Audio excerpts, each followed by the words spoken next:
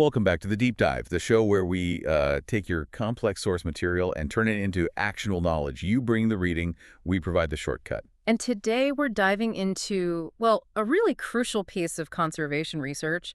It's a paper titled, "Is Exposure to Chytrid Fungus and Ranavirus Higher in Ponds Invaded by American Bullfrogs?"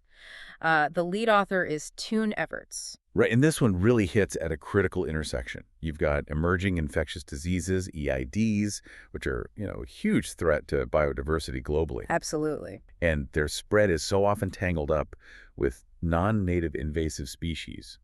This paper zeroes in on the American bullfrog, Lithobates catesbianus, a real poster child for invasive species, wouldn't you say? Oh, definitely. Notoriously successful. And it's long been suspected of carrying and crucially amplifying diseases that are devastating native amphibians. And we're talking about two major villains here in the amphibian world. Exactly. The bullfrog's often thought of as an asymptomatic carrier. It hosts these pathogens, maybe doesn't get too sick itself, but it's constantly shedding them into the water. Making it a walking or hopping reservoir. Pretty much. And the first pathogen is the big one.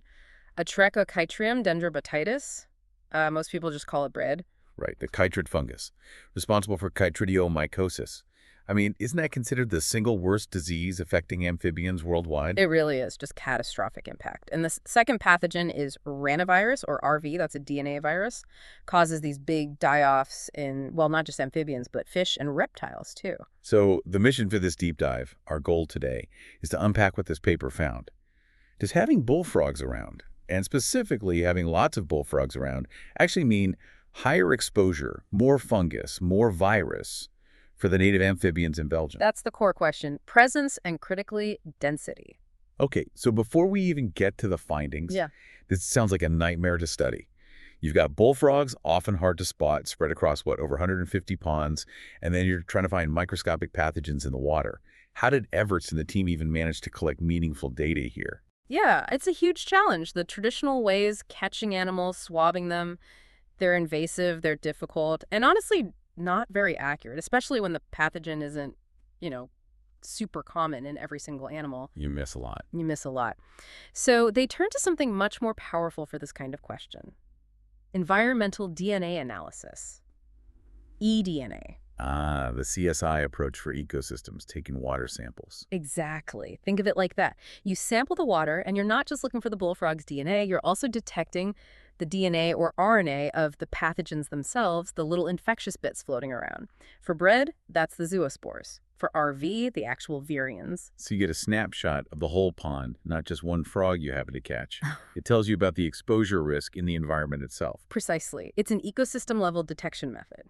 It's a proxy for the load of infectious particles the native animals are actually swimming in. Okay, and they did this across 157 ponds in Belgium. That's a lot of water samples. It is, and that's where the technical innovation comes in. They developed and validated what's called a duplexed assay using droplet digital PCR, or ddPCR. Duplex meaning multiple targets at once. Exactly. In a single test, one PCR reaction, they could accurately measure the amount of eDNA for the bullfrog and for bread and for ranavirus. Wow, okay. That's efficient. Huge for costs and effort on such a big scale. Massive improvement for surveillance, and their overall results painted the picture. Bullfrogs turned up in 68 ponds, that's about 43%. Bread was in 48, so 31%. But ranavirus, much rarer, only found in 10 ponds, just 6%. Okay, so we have the setup, the tool, now the juicy part, the results. You mentioned two pathogens, but it sounds like the bullfrog story isn't the same for both. Not at all. That's where it gets really interesting. Let's start with bread, the chytrid fungus. Right. They found bread was detected significantly more often in ponds with bullfrogs compared to ponds without them. About 22% detection with bullfrogs versus only 8% without. Okay, so that confirms the basic suspicion bullfrogs and bread often show up together. But you said earlier the key was density. Yes. And this is the really novel part. It wasn't just about presence-absence. They looked at the concentration of bullfrog eDNA, basically. How much bullfrog DNA was in the water, which they used as a proxy for how many bullfrogs were likely there. So more bullfrog DNA means probably more bullfrogs. Correct. And they found a significant density-dependent connection. As the bullfrog eDNA concentration went up, so did the chance of detecting brood. But even more importantly, higher bullfrog eDNA levels were positively correlated with higher environmental loads of brood. Ah, so it's not just that bullfrogs might carry it. It's that having more bullfrogs actively pumps more brood into the environment. They're acting like amplifiers. Precisely. That's the mechanism they quantified. More infected bullfrogs shedding more infectious spores. It directly increases the exposure risk for native species. Okay, clear link for brood. What about ranavirus, RV? Complete contrast. They found that the likelihood of detecting RV and the amount of RV eDNA in the water were not significantly related to either bullfrog presence or their eDNA concentration. Really? So no connection there? Statistically, none in this study system. The bullfrogs didn't seem to be driving the RV patterns at all. Why the difference? Why are they bead amplifiers but seemingly irrelevant for RV, at least here? Well, there are a few potential reasons the paper touches on. First, as we saw, RV prevalence was just much lower overall in these Belgian ponds. Okay. Second, even when bullfrogs are infected with RV, the infections are often quite low intensity. They might not shed enough virus to really boost the environmental load significantly, unlike with breed. Probably aren't super spreaders for the virus. Possibly not. And third, RV infects a wider range of hosts, remember, fish and reptiles too. So even if bullfrogs contribute a little bit, other animals might be the main sources maintaining RV and the environment in this area. The bullfrog isn't the sole or maybe even primary driver. Got it. So for braid, the big amphibian killer, the message is clear. Bullfrog density matters. A lot. More bullfrogs equals higher risk. Definitely. The risk isn't uniform. It scales up with the bullfrog population size. But the story doesn't end there. Right. They also looked at seasonality, how things changed over time. Yes, and this added another fascinating layer. They monitored 4 specific ponds, 2 permanent breeding ponds, and 2 more temporary non-breeding ponds every month for 2 years. Okay. Why distinguish breeding and non-breeding? Because it relates to the bullfrog's life cycle, specifically the tadpoles. Bullfrogs often need permanent water bodies to breed because their tadpoles take a long time, sometimes over a year, even 2, to develop, meaning they have to overwinter. Ah, okay. So non-breeding ponds might just have adults or dispersing juveniles, but breeding ponds have the whole life cycle, including those long-lasting tadpoles. Exactly. And normally in places like Belgium, you expect breed loads to follow a seasonal pattern. Right. I remember you saying peaks in spring and fall when it's cooler and a drop in the summer when it's warm. Correct. Breed generally prefers cooler temperatures. So did they see that pattern? Let me guess. It depends on the pond type. You got it.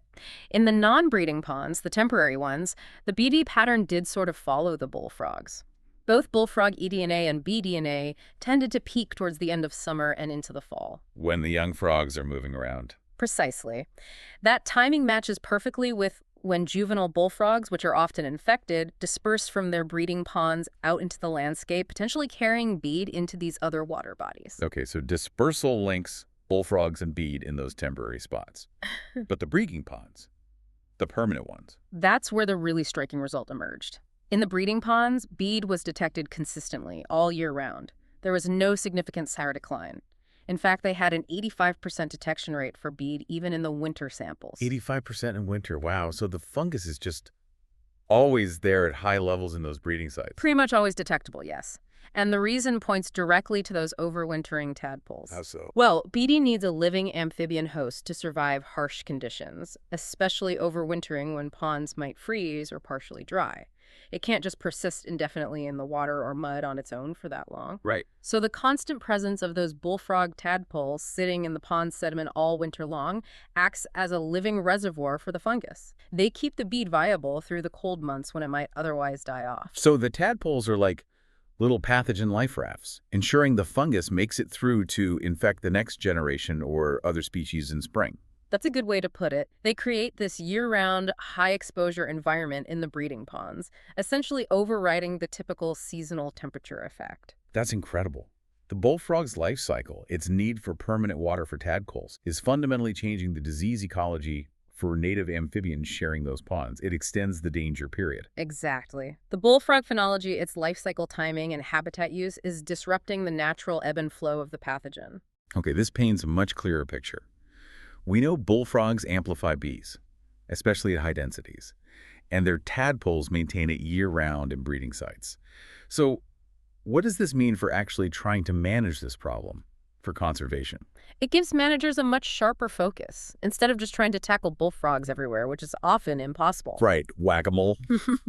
This research strongly suggests targeting the breeding ponds for bullfrog control or eradication could be particularly effective.